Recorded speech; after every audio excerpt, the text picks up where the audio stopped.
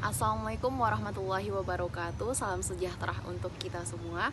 Sebelumnya kami dari kelompok 3 akan mempresentasikan hasil diskusi kami tentang penerapan produksi bersih pada budidaya pengelolaan jamur tiram atau Pleurotus ostreotus di Desa Sindangsari, Kecamatan Pabuaran, Kabupaten Serang.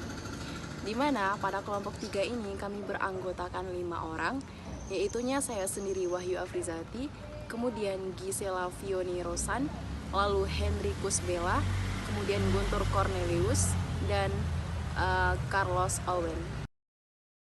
Yang masuk di latar belakang yaitu ada proses produksi budidaya jamur tiram hasil identifikasi sumber limbah, menunjukkan bahwa tahapan produksi yang berpotensi menimbulkan limbah adalah pembuatan backlog, perubahan dan sterilisasi media tanam, serta menambahkan jamur.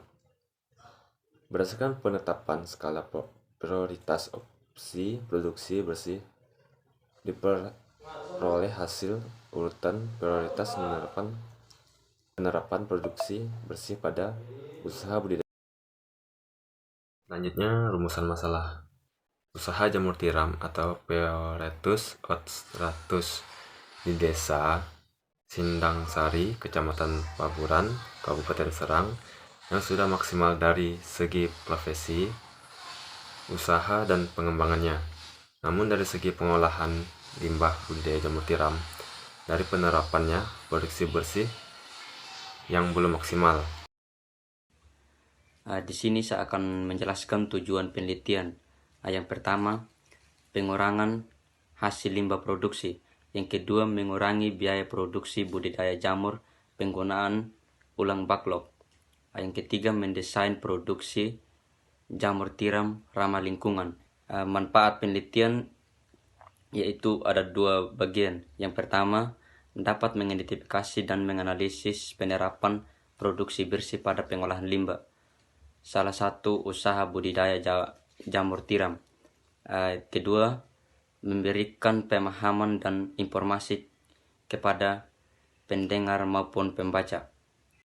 Ada penelitian pertama itu mengenai observasi, yaitu adalah metode pengumpulan data yang melibatkan pengamatan langsung terhadap suatu fenomena tanpa intervensi langsung. Nah, dalam prosedur penelitian observasi, peneliti mengamati dan merekam perilaku kejadian atau situasi yang diteliti. Terkadang observasi dapat juga dilakukan secara partisipatif, yang diartikan terlibat dalam kejadian, atau non-partisipatif, tergantung dari jenis penelitiannya.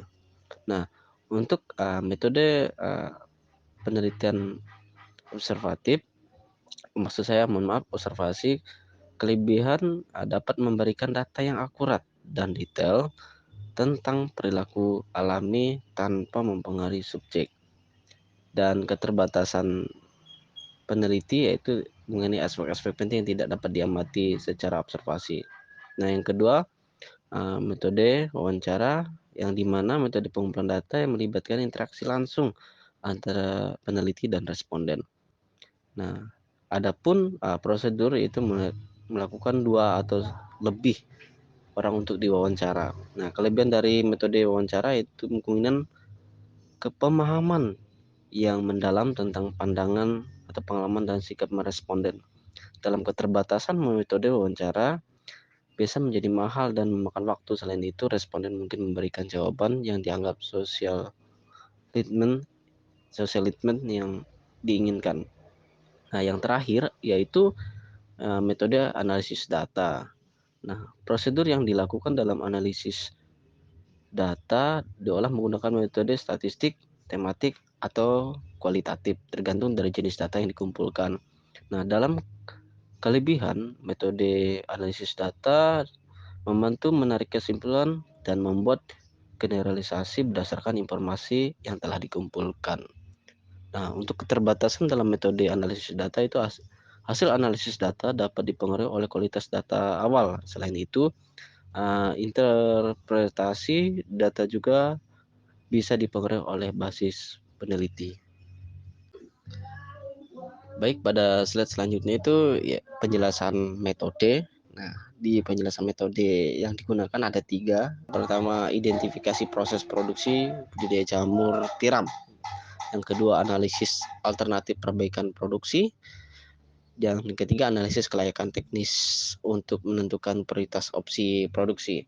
Nah, yang pertama ini adalah mengidentifikasi proses setiap alur-alur produksi budidaya jamur tiram yang dimana diidentifikasi lebih dominan menghasilkan limbah. Sedangkan yang kedua, analisis alternatif perbaikan produksi, yaitu bagaimana melihat atau kecenderungan bagian proses mana yang lebih dominan menghasilkan limbah-limbah yang kurang atau lebih banyak ya, dan perlu diperbarui untuk dikurangi hasil limbahnya. Dan yang ketiga, analisis kelayakan. Nah, setelah ada analisis alternatif perbaikan produksi masuk dalam analisis kelayakan teknis, di mana pada saat itu metode-metode yang diterapkan untuk bagaimana mengurangi ataupun opsi yang prioritas dilakukan pada suatu perbaikan proses dalam budidaya jamur tiram. Selanjutnya di alur penelitian. Di alur penelitian ini ada 3 tahap. Yang pertama, mengidentifikasi jenis bahan dan alat yang digunakan dalam budidaya jamur tiram. Tahap yang kedua, memilih poin utama yang harus diperbaiki dalam budidaya jamur tiram.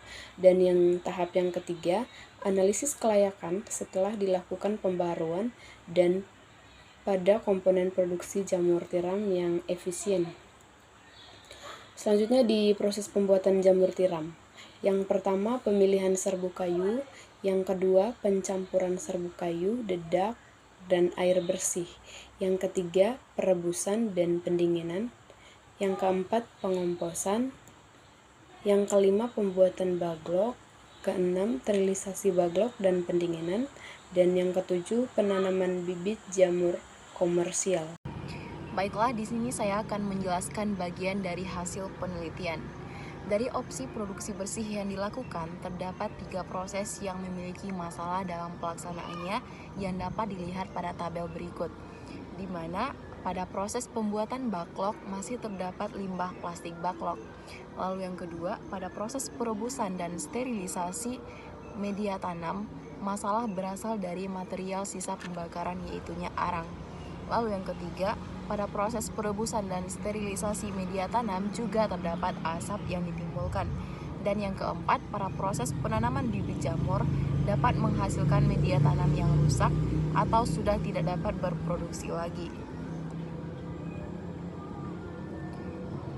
Dari tabel di atas, maka penilaian skala prioritas didasarkan pada kemudahan teknis, keuntungan ekonomi, dan dampak lingkungan. Skala yang diberikan pada nilai 1 sampai 3. Jadi, skala ketiga menunjukkan bahwasannya opsi produksi bersih tersebut secara teknis mudah untuk dilaksanakan, secara ekonomi memberi keuntungan yang besar, dan secara lingkungan sedikit berdampak terhadap kualitas lingkungan. Maka hasil dari tabel ini, yang pertama, prioritas pertama pada penerapan produksi bersih di usaha budidaya jamur tiram adalah memanfaatkan arang sisa pembakaran sebagai pupuk. Lalu yang kedua, prioritas kedua, mengolah limbah media tanam sebagai material kompos. Prioritas ketiga, menggunakan kembali plastik bekas layak pakai sebagai baklok. Dan yang keempat, mendesain tungku pembakaran yang ramah lingkungan. Jadi selanjutnya saya akan menjelaskan kesimpulannya, bahwasanya tahapan proses produksi bersih budidaya jamur tiram yang berpotensi menimbulkan limbah adalah pembuatan baklok, perebusan dan sterilisasi media tanam, serta penanaman bibit jamur. Urutan prioritas pada penerapan produksi bersih di usaha budidaya jamur tiram adalah: yang pertama, memanfaatkan arang sisa pembakaran sebagai pupuk. Lalu yang kedua, mengolah limbah media tanam sebagai material kompos. Yang ketiga, penggunaan kembali plastik bekas layak pakai sebagai baklok. Dan yang keempat, mendesain tungku pembakaran yang ramah lingkungan. Demikianlah presentasi hasil dari kelompok 3. Kami mengucapkan terima kasih atas perhatiannya. Mohon maaf atas kekurangannya. Saya akhiri. Assalamualaikum warahmatullahi wabarakatuh. Salam sejahtera untuk kita semua.